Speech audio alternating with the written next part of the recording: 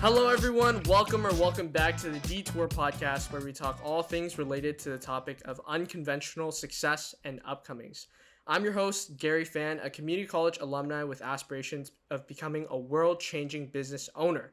This episode marks the season finale of the podcast, and today I'm so excited to be introducing a very special guest, an accelerated community college alumni, UC San Diego undergraduate alumni, and former American Express worker, and actually current Amazon software engineer, Danny Doan. So thank you so much for joining us here, Danny. Welcome to the podcast. It's awesome to have you here. Do you mind telling the audience or listeners a little bit about yourself, what you used to major in, who you are as a person, and what your future career goals are? Of course. Thank you so much for the intro, Gary. Down inside though, I'm really just a regular guy. Yeah. And I think for the most part, everything you said, it was very true. I was a community college student. I attended Orange Coast College for about a year, went to UCSD for undergrad, and graduated with math and computer science as my major. Then for about 2 years, I worked at American Express as a software engineer in the fintech space in New York. I lived there for a good 2 years, and now I'll be moving back to California to be working at Amazon as a software engineer. I've actually been working remote for a few months now, and it's only recently that they said I'll be moving back. So that's going to be exciting. That is awesome news, coming back home. Yeah. I remember you're actually the first one that really introduced me to the scenery of community college. I remember you came. Yeah, you actually were the first one. Okay. 2 reasons. Because one, I don't know if you remember, but I remember when I took your pictures for when you were Yes. Yes. I Yes, still my remember grad that. Photos. I My remember grad that photos. so vividly. And then that was my first time getting introduced to OCC and just the community college scenery where you can attend these multiple colleges at the same time and graduate super quickly, right? I never knew you could go through that process and transfer. And the second instance was when you came into the ASB room and you're giving your lecture on, I guess, your path to community college. That's right. I remember did come that as well. Yeah, and I was Yeah. dang, Danny is so inspirational, I'm taking his path for community college. He's selling this to me. But you did have a very unconventional, I guess, experience within community college, right? I mean, you graduated, or instead of 2 years and then transferring, you had that 1 year transfer, and then even after you transferred, you graduated a year earlier than your expected class graduation date, right? Yeah. So right. how was that? Right. That was so fast for you, right? It was really fast. I guess starting off, the first thing I can really talk about was the motivations behind it, because it's an unconventional path. Community college in our environment was not really promoted as the route to go, not the ideal route to go. Yeah. So the way I looked at it was weighing out your options, financially speaking, and also my goals down the line. I thought, would it really be worth it for me to go to a 4-year university right off the bat, spend this amount of cash? Because I didn't get any scholarships. I really was a regular guy, a regular dude, didn't get any scholarships, got accepted to a good amount of 4-year universities, but not my dream ones, right? Because, regular guy, regular hardships and stuff like that. So weighing out the options, it occurred to me that doing community college kind of gave you more flexibility in taking the opportunities to grow faster. And what I mean by that is, we say 1 year in community college, but I think my path was more 1.5 years, because I started community college within high school. Oh. And that's a path that not many people think is possible. And I think because that high school mindset that we had back then was really oriented around graduating and or getting to a university or doing something else, like maybe a family business or joining the military or vocational, something like that. But doing community college in high school takes a mindset where you have to really think about your future that you want and know already that community college can get you there quickly. And I did my research in high school, which is what really led me to take the community college path, because I realized no one really told me that community college could be a quicker path than university. But when looking at it and seeing that I can take it while in high school, seeing that I can take the classes for a fraction of the price or free because of my financial being, the government assisted classes really helped alleviate a lot of the costs. So definitely. I basically paid, actually I wasn't paid nothing. I was actually paid to go to community college, like many other community college students. And I appreciated that because life at home was not so nice to me, right? So the money definitely helped me sustain myself and go to school. So that's the motivations of why I went down that path that I did. And the rest of it I really attribute to kind of luck. Kind of luck that things worked out the way they did, because with the motivation, it can push you to go a certain direction, but the opportunities that are given to you, whether you take them and whether they work out, has a lot to do with hard work and luck, right? And I think I was quite lucky in the fact that the programs that I applied for, it worked out. And that I was able to present myself in a way where these opportunities came about, and not many people have these opportunities, and I recognize that. So I'm lucky in the fact that I'm in an environment where I was able to get those opportunities. That's awesome. I mean, there are a lot of things that you touched on, but one of the things that I want to go back and really elaborate on would be starting in high school. And were you, I mean, you're like one of like the first people to ever touch basis within your class and like going to community college within high school, right? Like starting very young. How was that? Like, was it scary coming into like class with like people much older than you? And what were like your classmates thinking about at the time when you're going to community college? Because again, it's very unconventional, right? That's a good question, because everything you just said, I really did consider at the time.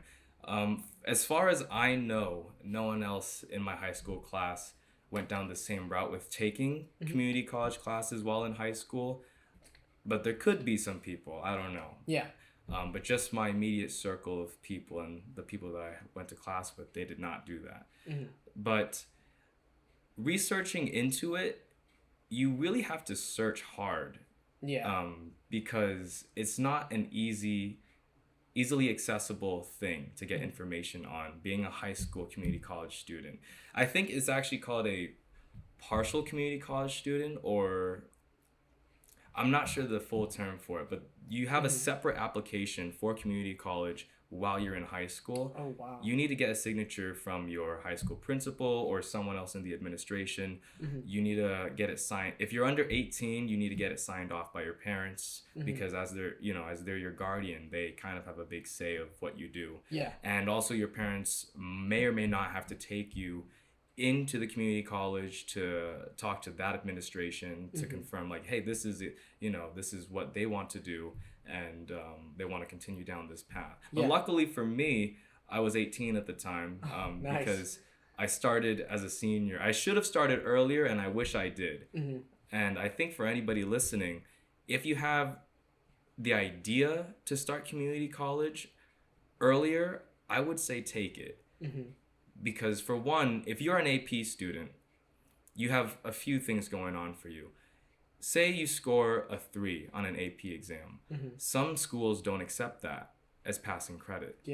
But taking a class at community college and transferring that over to a university system, at least in California, for the most part, that is accepted. So we're talking about getting a 70 in community college, which is not the most ideal thing. But say you do get a 70 in community college, and you transfer over to a university, that's going to more likely get passed on as credit than if you scored a 3 on an AP exam. And also the class itself, if you get financial help from the government, or for the most part, even if you have to pay for the class, it's more financially optimal for you to take these community college courses and get them transferred over. So with that in mind, when I was doing those classes, back to the question again, Seeing the students around me being much older, it was daunting. Yeah. At first, because like, what am I doing here? I'm literally a kid, and the community college students tend to be of a higher age demographic than at least the universities that I looked into. So we had mothers in the class. We had people going back to school because they want to restart their career in their path. So we're talking about ages going anywhere between 20 to 40 years old. Actually, Wow. I even had a mother in the class that brought their kid to the class with them. Oh, And yeah. it was pretty cute. It was like It's the hustle too. yeah, right? it's the hustle. It's the hustle. She brought her little baby boy, I think, and just went through class taking notes, and he was just there with her, and I really commended that. And I remember thinking like, wow, like that's a lot of effort to be giving as a mother going into back to school, or starting that career because maybe she didn't have that higher level education before. Yeah. So yeah. Are there really people cool. like that at the 4 years? I mean, you kind of answered that, but in terms of environment wise, which one did you feel like was more comforting, or which one did you feel like was a better place to accelerate yourself in? Right. So in community college, I think the atmosphere of it was more so to finish your stuff and get out. I think it was more rushed, and that partially could be a reason as to maybe why it may have added to the motivation to finish more, quickly. To really finish your stuff, get it out of the way, and then move on with whatever you need to do after graduating. When I got into university and I began my university years, it didn't feel as rushed. It felt more like, definitely felt more communal. I felt like I had a community with my major, or with my housing, or just with whatever groups that I joined into. I felt way more communal, and it felt like people were there for a reason to be there and find themselves, as opposed to getting everything done and getting the hell out, right? I felt more pushed to finish community college while in community college than I did to finish university while in university. Yeah. So the atmosphere does make a difference. Yeah. Wow, that's really interesting that you bring that up, because I feel like for me, it was kind of the opposite, where I see it as community college was a place where I could slow down. Right. And it gave me more time to have like the flexibility and whatnot to figure myself out while also taking my courses as well. I know a few of my friends who have gone through like maybe not just 2 years, not just one, but maybe like they're planning on 3 years even, right? So I feel like it's a little opposite from how you just explained it, but in my experience, it's like, dang, like I've always seen like 4-year universities as this acceleration like hub where you're forced to really figure yourself out as like an adult, and you don't really have too much time in between, whereas community college kind of gives you that leeway and that time to figure yourself out a bit more before transitioning. No, that makes a lot of sense. And again, I think it really depends on the person. Yeah. For everyone's path, it could be very different. And I think what community college allowed to the students was the flexibility to either take your time or do it slow. Yeah. If you really wanted to. But I think a lot of it has to do financially as well with the whole path of it all. Because if you want to take your time in university, we're talking about tens of thousands of dollars being spent annually just to finish up those classes, just to take your time and explore what you want to do.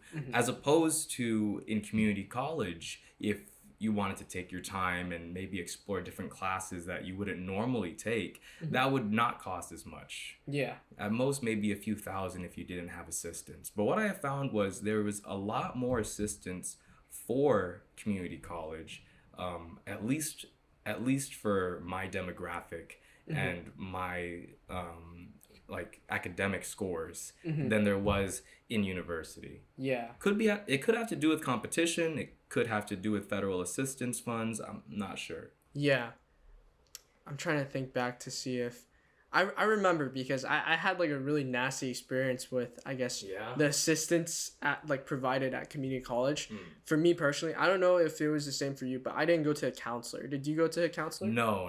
Counselors are so bad, or Yeah. were so bad for me. Like they told me Yeah. like, nah, you shouldn't like shoot for your dreams, you know, like go to a Cal State or like a UC, which like I'm not like bagging on those schools, you know. I think Right. they're great schools, but for me, I kind of wanted to go like bigger, right? Right. I had bigger dreams and I feel like they didn't really support it. Right. So I kind of tried figuring things out with like help, like from Mhm. you or from like other people that I knew that already went through that community college path. Yeah, definitely the administration, if you don't choose to go through your own sort of path searching, Yeah. the administration is the first door into like guiding you into where you want to go. So the administration is definitely important Yeah. for a lot of people. And if the administration is not so supportive with what you want to do with your goals, Yeah. that could affect a lot of people. Yeah.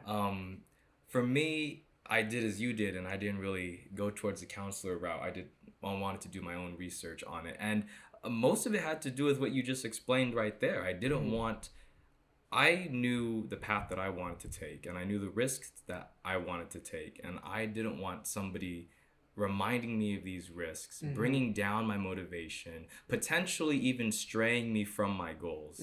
Because who are they to tell you your goals aren't viable? Yeah. Right? Who are they? At least give it a shot, Yeah. right? And for a lot of people, anyone listening who has faced the situation of very oppositional administration, perhaps maybe you don't need that guidance. Perhaps you can do the research on your own, because for the most part, it's 2021. Yeah. It's 2021. There's so much many things information there, yeah. is online. There's so many different paths. There's so many sources of information. You don't need somebody to sit you down and tell you what to do. For Yeah. the most part, you might be able to find it yourself.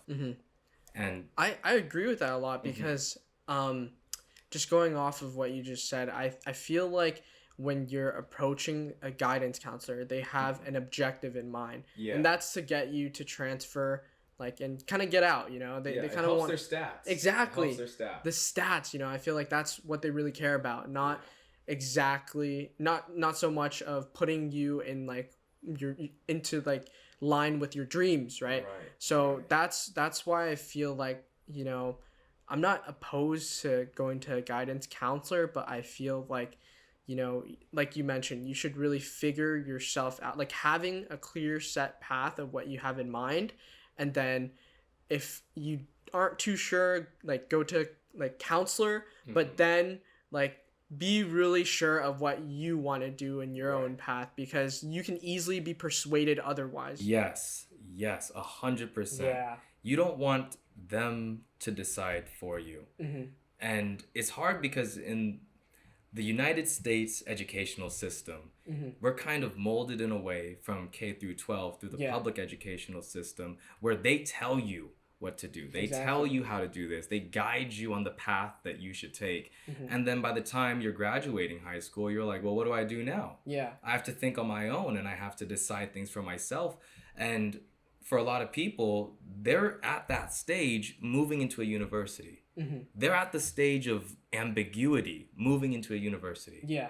Where they're going to be spending tens of thousands of dollars a year deciding what path they want to take. Yeah. Which is it's a rough. terrible experience to face, especially when after you graduate, the debt accrues and the debt is due. Yeah. And what are you going to do? $40,000, $50,000 into debt with a major that somebody else chose for you.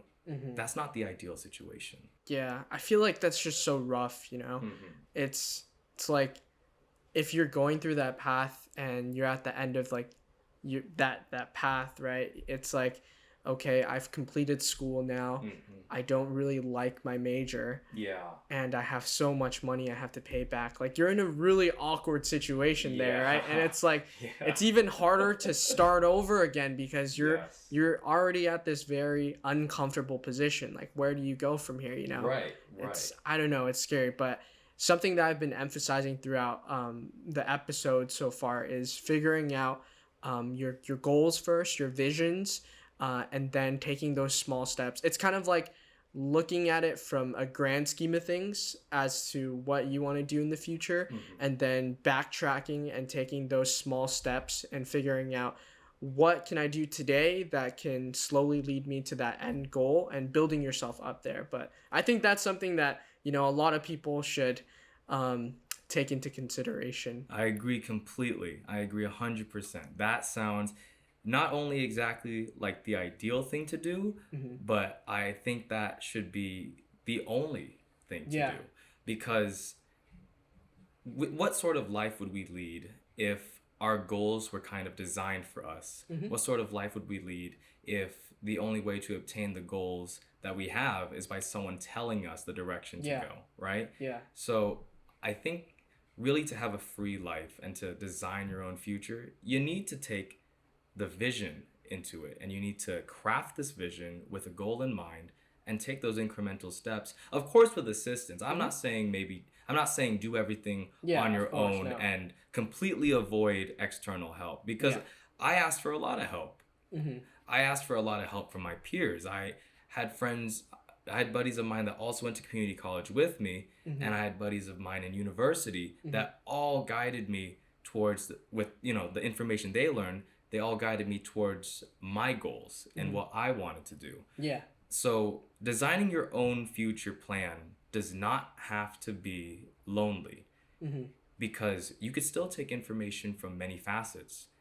But overall, at the end of the day, it's whether or not you listen to those facets, whether or not it fits into your overall goal. Don't let them design your goal, but let others provide you information that you can utilize to obtain your goals. Yeah. I think that's the optimal route for that. Yeah, I agree with that. I definitely agree with that in terms of, you can always be given so much information, but it's your decision on whether or not that it's the right information to really take into consideration for your like goals and your visions, right? Yeah. But yeah, I think that's definitely awesome. And I guess moving forward and touching basis on your time, like graduating from UC San Diego and going to American Express and now transitioning to Amazon, how is that like? Because you're one of the few guests on my podcast so far that's actually gone through the whole entire college scenery. And actually, you have like this job now and you have everything situated.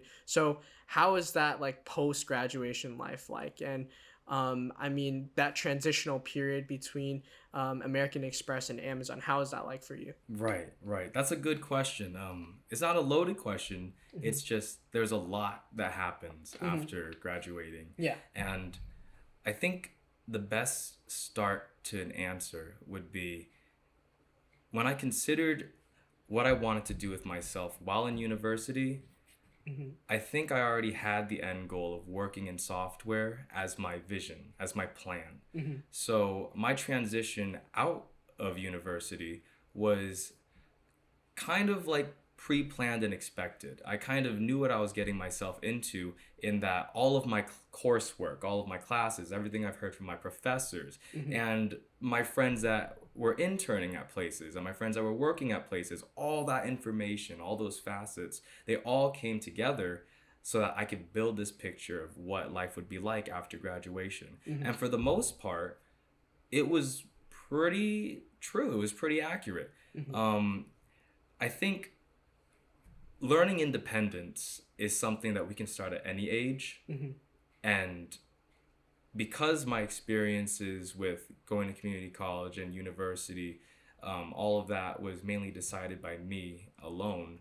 When I got out and transitioned into the workforce and had to take care of myself, it was also familiar. Yeah. Like finding housing, that was familiar. Learning how to talk and network with people, that's pretty familiar. The work that I did, even, that was pretty familiar to an extent.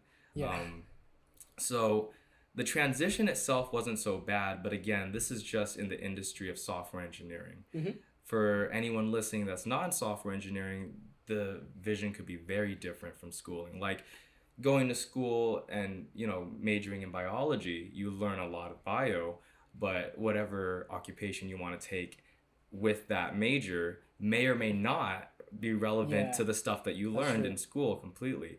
But the stuff that I learned in school was directly applicable Hmm. to my job. Yeah. So the main thing for me coming into this workforce, into the out of university and transitioning into the working life Yeah. was dealing with growth and where do I go from here? Yeah.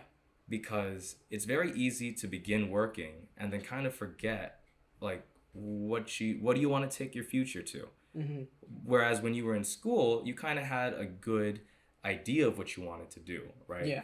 Or at least you had people tell you what the optimal, ideal last destinations would be. Yeah. Like high school to university or college, and from there to the workforce. Yeah. But when you're in the workforce, where do you go from there? Yeah. Right. So that was one thing that I really struggled with starting off getting out of university. Yeah. Was it blurry? Like after, like you mentioned, I totally agree with, in high school, you always have this next thing, right? Mhm. It's like high school. Okay. After high school, it's college. After college, it's work. But after work, what What comes do you after, do? right? Right?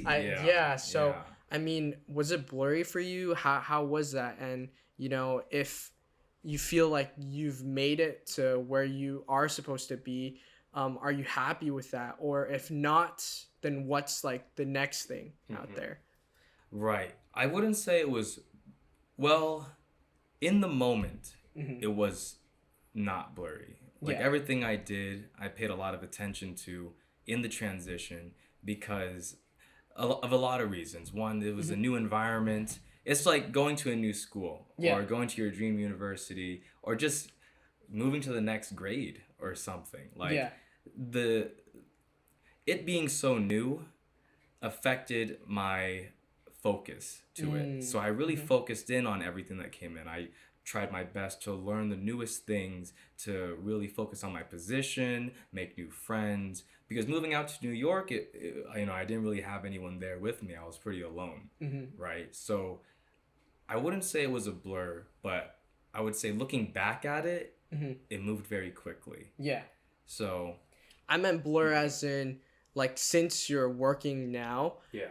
is it blurry to think of what's next? Oh, I see. I Yeah, see. yeah, Of like yeah. that future vision. Yeah. Yeah, in a way it really is. Hmm. Because I mean, I've definitely caught myself asking myself, where do I go from here? Yeah. Right? I've reached comfortability in my goals, in doing the things that I do and learning. Hmm. And at a time, I thought to myself, is this really it? Like, is this what being grown is like? Hmm. From here, am I just going to have a family and then my whole life will be devoted to the family, right? Yeah. And it really depends on the person of what their next steps would be. But I really took music as an outlet. Yeah. And for me, that's kind of my next goal. That's kind of my next plan. Hmm.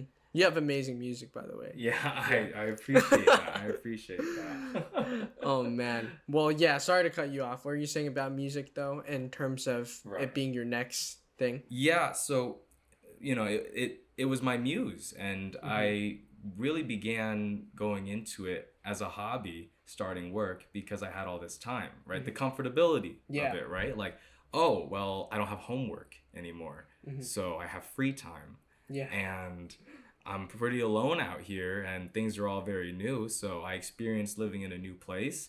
But after doing all that, experiencing life, I want to stay at home and relax a bit. What do I do? And I took up music. Yeah.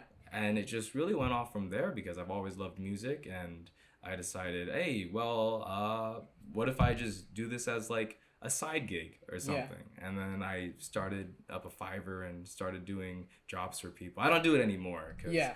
not enough time. I with think all my own that's stuff. That's super interesting though, because I remember we had a chat about that whole entire process for you in terms of music, getting gigs and stuff, and now Yeah. like really starting this musical path, musical Yeah. journey for yourself, right? But yeah, going back to how you really came about, and doing Fiverr and finally eventually getting to music. How was that path like? Because I know in high school you kind of branched out into like that sector in a sense, right? Because you went on, I remember you did voiceovers. You're That's true. I so did like do a lot of known that. for voiceovers. You have an amazing voice, man, but like Oh, you, I don't know about that. no, you definitely do. But I remember you did so many voiceovers back in high school, and now it's amazing to see like how you went from point A, which was voiceovers, to point B, which is making music. So how was that journey like? It it definitely was a natural one. I didn't really force myself into anything, and I think that's the beauty of it. Yeah. The fact that I kind of just took it naturally, and it would lead me where it would lead me, right? Like if I succeed in it, I mean, I don't really care as long as I just make something that I like. And I know not everyone can do that, especially those that are taking music as their full career path. Yeah. I had the liberty of having a day job, of having the comfortability, of having the room to fail. And I think having that room to fail really allowed me and gave me the space to grow as a musician and a voice actor to really bring me to where I am today with my music career. But again, it really depends on the person. And I was very blessed to have that mentality, the day job, the foundation to make it happen. That's awesome. Do you have like a plug, like a music plug? You wanna shout yourself out? No, not really. Oh man. It's mainly all for, just my hobby and stuff. Yeah. I like to make music for myself and my friends, but maybe one day I'll Friends and family only for now. friends and family. Actually, some of the work I've been a part of is on Spotify and Apple Music. Not from my own uploading, but I sell the rights away and people do whatever they want with it. And I found a couple of them online. So Yeah, I've definitely listened to a few of them. Oh, They're really good. They're really support those artists. Yeah. Support small artists. Yes, support small artists. Small artists. Yeah, but I remember also there's one thing that you told me, and it really stuck to me. You told me how back in high school it was, having all the time in the world but having no money. But now transitioning into your adulthood and this like having a 9 to 5 job and whatnot, it's like having all the money in the world, but now it's like, where did the time go, right? So right. how is that like, and do you have any advice for people going into like this hard, laborious 9 to 5 job? Because I'm personally working an 8 to 5 right now, and Oh, man, it's that's very draining, right? That's draining. Yeah. What advice would you give to someone that's, transitioning between those two things? Right. Well, firstly, I wouldn't say I have all the money in the world. We can always have more money, Yeah. I suppose. We're never content. But I'm comfortable, and I see that the amount of money I have can allow me to live the lifestyle that I want by just lowering my standard of living. Yeah. For those that are in the transition, I talk back about the standard of living. I think you should really measure out what your standard of living is and how viable it is with your 9 to 5, your 8 to 5, your job. And what room do you have to, one, build your future? Yeah. And I mean savings, investments, having money on the side. And two, to just be happy. Yeah. To do the things that you enjoy. Hang out with friends, go out, get into your hobbies. If that's art, artistry, you can do anything that you want to make you happy. But just make sure to consider your future as well. Because I think a hard thing that a lot of my peers face is trying to balance the money to happiness ratio. A lot of them use their money in a way that gives them immediate happiness, but is very neglectful for their future. Yeah. And I think down the line, there's a good balance that can allow you to have a good future and just be happy. Yeah. So the advice I have for those transitioning are those two things. Think about your future first and foremost. So save some money up. Yeah. Put some money aside. Don't touch it.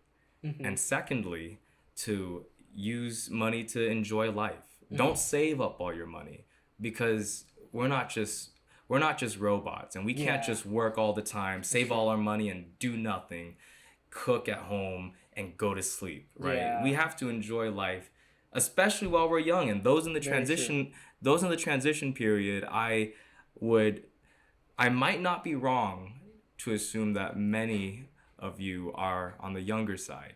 So enjoy life while you're young, because we are really only young once, right? Yeah. I'm still very young. Yeah. And I think I'm still going to feel young until up to my 30s, late 30s even, probably, depending on, lifestyle and everything. Yeah. I don't think I will stop feeling young. You'll always be a kid at heart. Yeah, it's really about your mentality and how you let your stresses affect you. Yeah, I agree with that. There's actually this article that I read a while back, but it talked about the state of being in the mindset of feeling young, and those that do have or acquire that mindset of feeling young even past like the age of 60, they tend to last longer and have a healthier lifestyle. Wow. So I agree with that. always have that feeling of, I'm young, I'm still young, I have so much left of life to live. But you brought up a really good point of happiness too, and do you feel like you're happy at your current state? And I guess a follow-up question to that would be, if not, what would you change now in your life to fulfill that happiness of yours? Right. So I would say overall, I'm living a pretty comfortable and happy lifestyle. But I think it also has to do with the fact that I've accepted not every day is going to be happy, right? But the little moments that do make you happy, I really, take those moments and I really savor them. I really feel the happiness from them to keep me going and push me by. Yeah. I think overall for the future, I would like to have more happiness. But I think however life goes, comfortability is the most important part. If you're comfortable, you have room and opportunity to feel happy. Yeah. If you're constantly stressed, if you're constantly being put in duress, you can't have as many opportunities to feel happy, because these distractions are holding you down. They're weighing down your being, your personality, and your emotional state. So I think for the future, I'd like to continue being comfortable, and I'd like to continue savoring these moments of happiness. And overall, I think that's a sustainable way for me to just enjoy living life. Yeah, I definitely agree with that. Soaking in like the happy moments, Yeah, just take it all in. Yeah, no, I think that's definitely an amazing way to live life, taking in the happy moments, right? And I think since we're running out of time, sadly, I have one last question for you. Sure. It's, what advice would you give to your younger self? I've asked this question to all the other guests, but I want to hear your input on what advice would you give to your younger self, or anyone that's, taking on this path of going to a community college or just a 4-year in general. What's that advice the great Danny would give? I wouldn't say I'm deserving of the great title yet. But, honestly, I don't think I would say anything. I think everything that happened in my life happened for a reason, for better or worse. Yeah. So for all the times that I was down, for all the moments and hardships that really kept me from achieving my, highest potential at that time, I think it was necessary to allow me to strive further towards the potential after the fact. And what I mean by that is, I don't think there's anything I can say to myself in the past that I would be comfortable with changing my life that has gone on already to where I'm at right now. Yeah. I think everything needed to happen for me to be here. Yeah. And sure, I could change up some, I could give the knowledge to myself to avoid some stresses, but overall, I think stress is what really builds you. And I wouldn't be who I am today without the failures, without the stress, without the rejection, without everything that did weigh me down, because that really built the foundation of who I am. So it's goes along the idea of, not really disrupting the timeline, right? It's Yeah, not going yeah. back in time to, change things, because that might just mess up like your future, right? That's right. Or another dimension. Depends Yeah. on the theory. Depends on the theory. Very true, very true. Well, that's gonna wrap it up for the first season of the podcast. I mean, I'd like to thank you, Danny, for joining us here. Thanks for for having me. Yeah, of I course. appreciate you bringing me on here. Yeah, and if anything within this podcast or season resonated with you in any way, feel free to share it across all social media platforms and tag at detour.podcast. Detours are scary, but it can also result in the most beautiful unfoldings. And honestly, I hope you guys sincerely enjoyed this first season of the Detour podcast. Again, I'd like to thank all of you guys for your continual love and support. I'm your host, Gary Fan, and I'll see you guys